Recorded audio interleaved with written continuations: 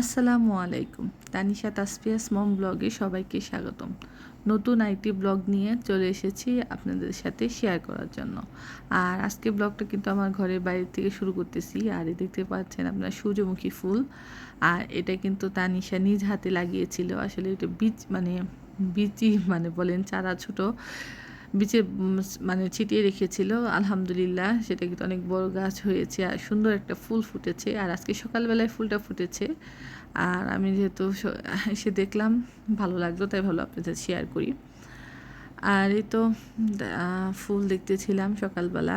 আর আজকে কিন্তু আপনাদের সাথে ফুল দেখাবো না, আজকে আমার পহেলা বৈশাখের দিন ব্লগ আপনাদের সাথে শেয়ার করব। আর এই তো বলতে বলতে কিন্তু আমার রান্নার রুমে চলে এসেছি। আসলে পহেলা বৈশাখের দিন আমার বোনের হাজবেন্ড মানে আমার দুলা ভাই, ভাগনা ভাগ্নি সবাই চলে আসছিল, আমার ভাই সবাই এসেছিল আমার গ্রামের বাড়িতে। সো তাদের জন্য কিছু রান্না বান্না করা হয়েছে, সেটা আজকে শেয়ার করব। আর এদিকে কিন্তু তানিশা ঘরে সাইকেল চালাচ্ছিল, বাইরে না চালিয়ে আসলে ঘরে প্রচণ্ড গরম পড়েছিল। সো রোদ্রের মধ্যে বাইরে নিয়ে ঘরে চালাচ্ছিল। আর এই তো তাসফিয়া ওখানে কী জানি করতেছিল। আসলে আমি ভয়েস দিচ্ছিলাম পরে, আর ভিডিওটা যেহেতু আগে করা হয়েছে। আর এদিকে কিন্তু আমি সব রান্না প্রিপারেশন করে নিয়েছি, যেহেতু সব রান্না বান্না নিজ হাতে করেছি। আর এই তো এখানে পেঁয়াজটা কেটে নেওয়া হয়েছে। পেঁয়াজটা আমি কাটিনি, শুধু পেঁয়াজ বাজে যা কিছু দেখছি সব নিজ হাতে করেছি আলহামদুলিল্লাহ। যাই হোক, এই যে পেঁয়াজ এখানে কাটানো হয়েছে। আর এখানে আমি ডিম সিদ্ধ করে খোসা ছাড়িয়ে নিয়েছি। আর এখানে কিন্তু উপরে গরুর মাংসটা আমি আনার পরে ম্যারিনেট করে, যেহেতু সকালে আনা হয়েছে, আনার পর সুন্দর করে ধুয়ে আমি মশলা দিয়ে ম্যারিনেট করে মানে রেখে দিয়েছি। এখানে রোস্টের জন্য রোস্টের যে পিসগুলা মুরগির পিসগুলো আমি সুন্দর করে ধুয়ে রেখেছি। এখানে রুই মাছ ভুনা করব, মাছগুলো ছোট ছোট করে নিয়েছি। আর এই তো চিংড়ি মাছ, তো এগুলো আজকে রান্না করব। আর এখানে কিন্তু পাতিল মানে হাঁড়ি বসিয়ে দিয়েছি, এখানে গরু মাংস রান্না করা হবে।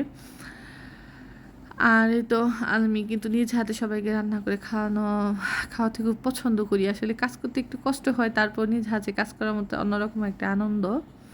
আর আমি প্রথমত যেহেতু গরু মাংসটা রান্না করতে বেশি টাইম লাগে, সো গরু মাংসটা আমি প্রথমে রান্না বসিয়ে দিব।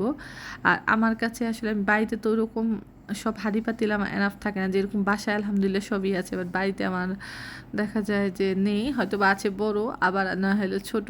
আর পাতিলটা মনে হয় একটু মাংস তুলনায় বেশি বড় হয়ে গেছে। এখানে 5 কেজি পরিমাপে মাংস আটবে, বাট আমার মাংস ছিল 4 কেজি পরিমাপ। তারপরে মানে আমার নাড়াচাড়া করতে সুবিধা হবে, সেজন্য আসলে এই পাতিলটা নেওয়া হয়েছে, এই পাতিলটা ছিল।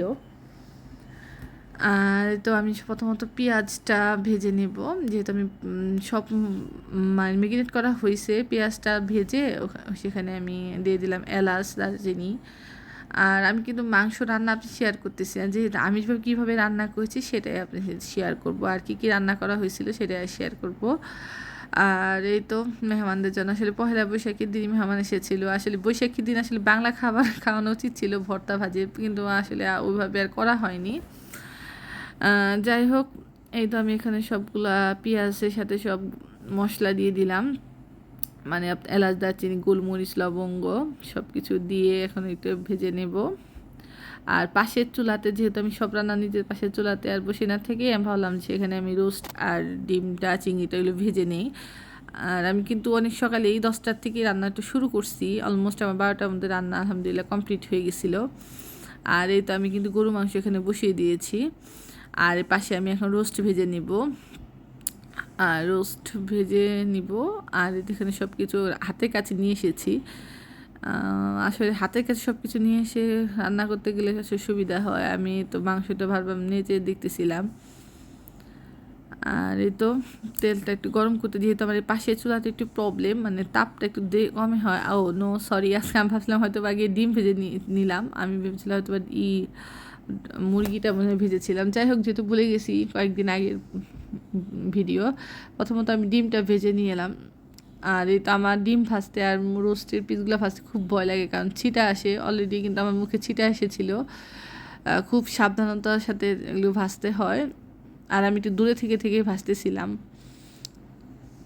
আর এই তো একটু আমি ঝাঁকিয়ে দিলাম। এখানে গরু মাংসটা হচ্ছিল।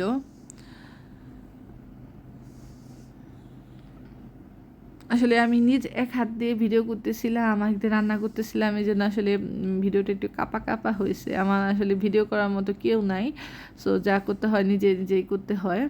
এই যে আমার কিন্তু ডিমগুলো আমি ভেজে নিয়েছি আর রোস্ট ভাজা শুরু করছি। আসলে এর মধ্যে আর ভিডিও করার কথা ভুলে গেছিলাম, আর এই তো আমি সুন্দর করে ঢেকে ঢেকে ভিডিওটা করতেছিলাম। এদিক দিয়ে কিন্তু মাংসটা হয়ে যাচ্ছে।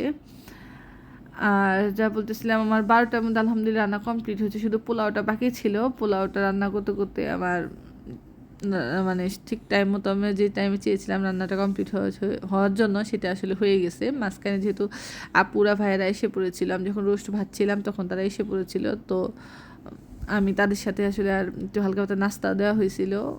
সব মিলিয়ে আলহামদুলিল্লাহ সঠিক টাইমে হয়ে গেছিলো। আর এই তো রোস্ট ভাজতে অনেক সময় লাগে, আর অনেক সময় নিয়ে আস্তে আস্তে, যেহেতু আমি 2 পিস করে ভাজতেছিলাম। আর এই তো আমার রোস্ট ভাজা শেষ। পাশে হচ্ছে আমি কিন্তু চিংড়িগুলাও ভেজে নিয়েছি। আসলে ভাজাভাজি পর্ব শেষ করলাম, আর এই তো চুলাটা এখন অফ করে দিয়েছি। আর পাশে চুলায় কিন্তু গরু মাংস হচ্ছিল। আর এখানে আমি এখন চিংড়ি ভুনাটা করে নেব। ভাবলাম যে তেল যেহেতু আছে, লাস্টে যেহেতু চিংড়ি করা হয়েছে, সো চিংড়ি মাছটা আমি এখন রান্না করে নিব।